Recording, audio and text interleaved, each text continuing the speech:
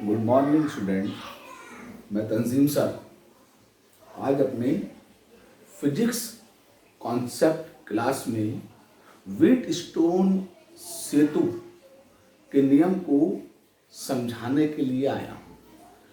Wheatstone सेतु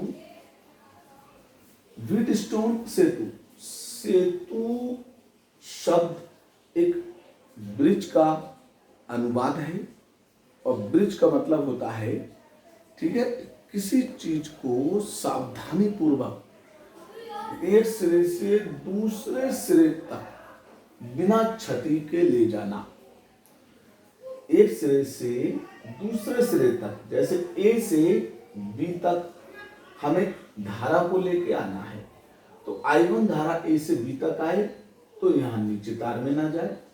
ऐसे ही I2 धारा, ठीक है, ए से बी तक आए तो यहां डी से तार में ना जाए। अब होता क्या है, व्हीटस्टोन सेतु में व्हीटस्टोन ने 4 प्रतिरोध तार लिए और 4 प्रतिरोध तारों को लेकर इन्होंने क्या किया, एक चतुर्भुज की रचना की और इस चतुर्भुज के किसी एक विकर्ण पर, यह है वो विकर्ण, धारा सोर्स को लगाया और दूसरे विकर्ण पर एक धारा मापी को लगाया। धारा मापी इसलिए लगाया क्योंकि वो संतुलन देखना चाहते थे, संतुलन को देखना चाहते थे। फिर जब इन्होंने जैसे ही प्लग कुंजी को दबाया और सोर्स से धारा चतुर्भुज में चली तो विकर्ण पे लगे धारा मापी में कोई सी भी धारा नहीं पहुंची। ना तो धारा ए से सी रास्ते के द्वारा पहुंची और ना ही धारा ए से डी रास्ते के द्वारा पहुंची। तो उस वक्त इन्होंने ये तो कहा कि सेतु पूरी तरह से संतुलन में है, लेकिन संतुलन हुआ किस वजह से, वो इनका सिद्धांत बन गया। संतुलन किस वजह से हुआ, वो इनका सिद्धांत बन गया। अब जब इनसे पूछा गया कि संतुलन की वजह क्या है, तो उन्होंने बिल्कुल साफ तौर पे कहा, ठीक है, चतुर्भुज की किन्हीं 2 संगत या संलग्न। अब संगत का मतलब और संलग्न का मतलब बच्चे ये भी नहीं जानते हैं कि संगत क्या होते हैं, संलग्न क्या होते हैं। जैसे मैंने ये 2 उंगलियां दिखाई तो दोनों अभी इस बिंदु से निकली हैं और दोनों एक ही जगह पे लगी हुई हैं, तो इन्हें संलग्न भुजाएं कहेंगे। अब 2 इसकी दिखाई, ये भी संलग्न है, लेकिन अब मैंने जाके इससे इसको जोड़ दिया तो इस वाली के साथ जाके ये सी वाली लग गई और इस वाली के साथ जाके ये सी लग गई, तो ये संगत हो गई। ठीक है, संलग्न एक ही जगह से 2 लगी हो, संगत एक जाए और दूसरी में जाके लग जाए। संलग्न एक ही जगह पर 2 भुजाएं लगी हो और संगत एक भुजा जाए और दूसरी से जाके लग जाए। तो इसका मतलब ये 2 हैं तो संलग्न है, और अब अगर ये सी 2 हैं तो ये कैसी हो गई हैं, संगत हो गई। तो यहां तुम्हें दिखेंगी, अगर आप इसको और इसको देखेंगे तो ये संलग्न भुजाएं कहलाएंगी, और अगर आप इसको और इसके साथ इसको देखेंगे तो ये संगत भुजाएं कहलाएंगी। क्या कहलाएंगी? संगत भुजाएं।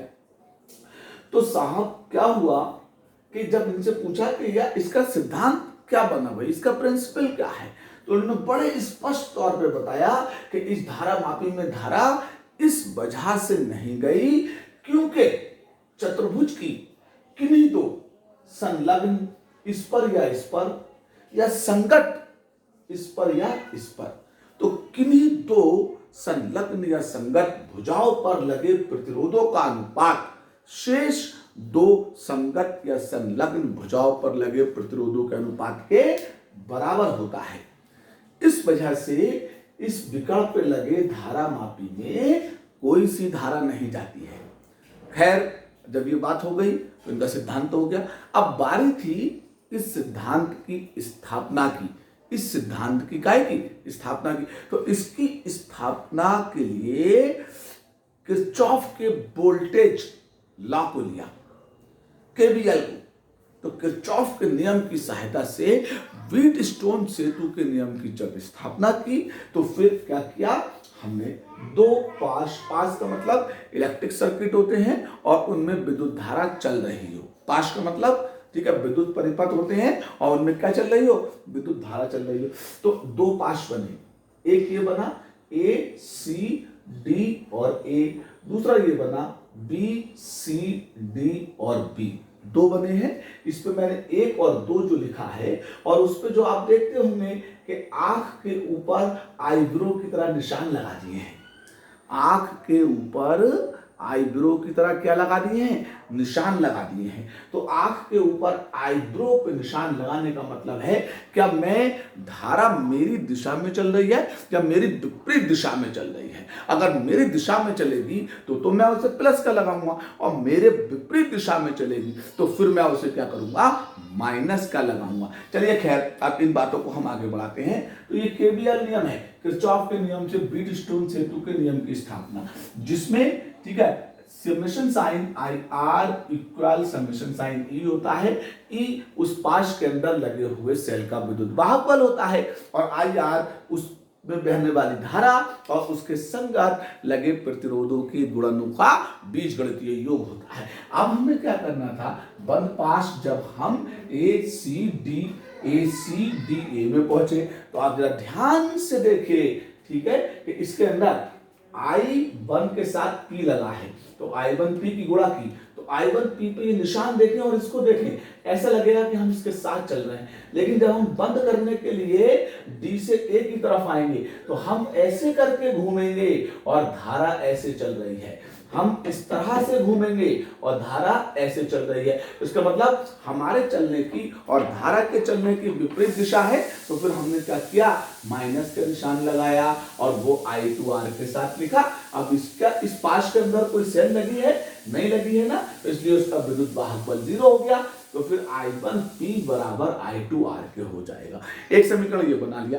बिल्कुल इसी काम को हमने जो दूसरा पास था, ठीक है, कौन सा, CBDC, सी से शुरू करेंगे, बी पर पहुंचेंगे, बी से शुरू करेंगे, डी पर पहुंचेंगे और डी से फिर सी पर आ जाएंगे। तो इसलिए हमारे पास एक ये वन पास CBDC और आ जाएगा। अब इसमें हमने देखा कि इसमें I1 के साथ क्या है Q, तो इस निशान को देखा और इसको देखा तो दोनों क्या है, एक ही दिशा में चल रहे थे, इसलिए प्लस के लिए। लेकिन हमने जब देखा कि हम ठीक है I2 की तरफ देखेंगे तो I2 ऊपर को जा रही है और हम बंद होने के लिए नीचे की ओर आ रहे हैं, तो हम एक दूसरे के विपरीत दिशा में हैं, इसलिए हमने क्या किया, माइनस का I2S और इसमें सेल में विद्युत वाहक बल, सेल लगी नहीं है तो विद्युत वाहक बल क्या हो गया, 0। तो इस तरह से I1Q बराबर I2S आ जाएगा। जब दो समीकरण बन जाए उन दोनों समीकरणों को उठा करके आप केवल भाग दे दीजिए तो फिर I1 से I1 कैंसिल हो जाएगा, I2 से I2 कैंसिल हो जाएगा और आपका P अपॉन में Q और बराबर R अपॉन में S कर आ जाएगा। P अपॉन में Q बराबर R अपॉन में S आ जाएगा। तो इस बात से क्या निष्कर्ष निकलेगा, किन्हीं दो संगत या संलग्न भुजाओं पर लगे प्रतिरोधों का अनुपात शेष दो संगत या संलग्न भुजाओं पर लगे प्रतिरोधों के अनुपात के बराबर होता है। यही व्हीटस्टोन सेतु का सिद्धांत है और इंटरमीडिएट की परीक्षा में यूपी बोर्ड में बेइंतहा आता है। अगर आपको बहुत अच्छी तरह से समझ में आ गया है या कोई दिक्कत रह गई है तो आप नोटिफिकेशन बॉक्स में जाकर के मुझे शिकायत अपनी लिख के भेज सकते हैं, मैं इसे फिर से समझा दूंगा और आसान तरीके से। और अगर समझ में आ गया है प्लीज मेरे चैनल को सब्सक्राइब करिएगा। तब तक के लिए नमस्कार।